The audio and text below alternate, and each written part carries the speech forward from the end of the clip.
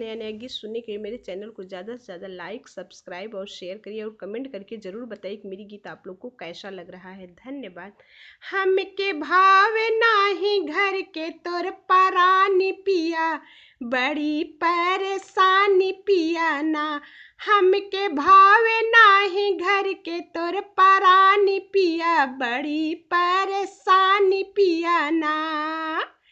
तोहरी बहिनी हमरी ननदा, तोहरी बहिनी हमरी ननदा करती काम नहीं धंधा। तोहरी बहिनी हमरी ननदा करती काम नहीं धंधा। इनके भेज दा, हो इनके भेज दा ससुरवा भर पानी पिया, बड़ी परेशानी पिया ना। इनके भेज दा ससुरवा भर पानी पिया, बड़ी परेशानी पिया ना।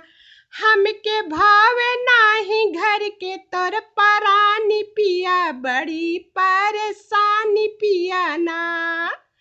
हमरी बहिनी तोहरी साली, हमरी बहिनी तोहरी साली देखा कितनी बानी राली। हमरी बहिनी तोहरी साली देखा कितनी बानी राली। इनके आनी दा, हो इनके आनी दा चुनरिया रंग धानी पिया, बड़ी परेशानी पिया ना।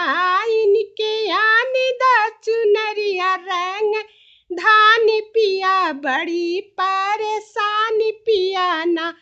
हमके भावे नाही घर के तोर परानी पिया, बड़ी परेशानी पिया ना। तोहरी अम्मा हमरी सासू, तोहरी अम्मा हमरी सासू मारता न बहे आंसू। तोहरी अम्मा हमरी सासू मारता न बहे आंसू। इनकर नाही चली अब मन मानी पिया, बड़ी परेशानी पिया ना। इनकर नाही चली अब मन मानी पिया, बड़ी परेशानी पिया ना। हमके भावे नाही घर के तोर परानी पिया, बड़ी परेशानी पिया ना।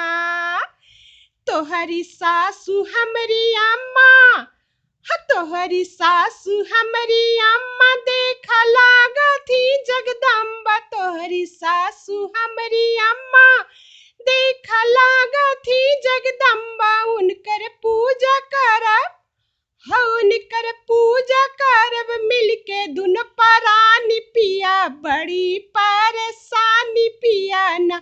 उनकर पूजा करब मिलके दुनो परानी पिया, बड़ी परेशानी पिया ना।